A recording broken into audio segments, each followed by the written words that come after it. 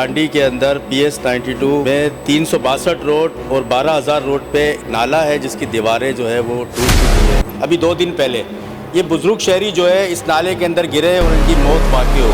362 road है, ये दीवारें नहीं है और ये आबादियों के अंदर से ये नाले निकल रहे हैं। लांडी कुरंगी के नाले मौत का जाल बन गए। रुकन वाजिद हुसैन का सिंध असम्बली में सख्त सवाल। कराची के इलाके लांडी और कुरंगी के नाले अब सिर्फ गंदगी नहीं खुला खतरा बन चुके हैं। सिंध असम्बली में आज ये मामला पूरी शिद्दत से गूंज उठा। मेंबर सूबाई असम्बली वाजिद हुसैन खान ने ऐवान में खड़े होकर पे दर पे सवालात किए। क्या हम किसी और लाश का इंतजार कर रहे हैं? वाजिद हुसैन का कहना था लांडी 36B 362 रोड और 12,000 रोड के नालों पर न दीवारें हैं न सफाई का कोई निजाम। ये नाले आबादियों के बीचों बीच बह रहे हैं और हर लम्हा किसी बड़े हादसे का खदशा मौजूद है। इन्होंने ऐवान को याद दिलाया कि हाल ही में जमान टाउन में एक बुजुर्ग शहरी नाले में गिरकर जान की बाजी हार गए, मगर अफसोस न किसी जिम्मेदार का तयन हुआ न मुतासरा खानदान की दाद रसी। मजीद क्या कहा आइए जानते हैं इस वीडियो में। बुजुर्ग शहरी तो दुनिया से चले गए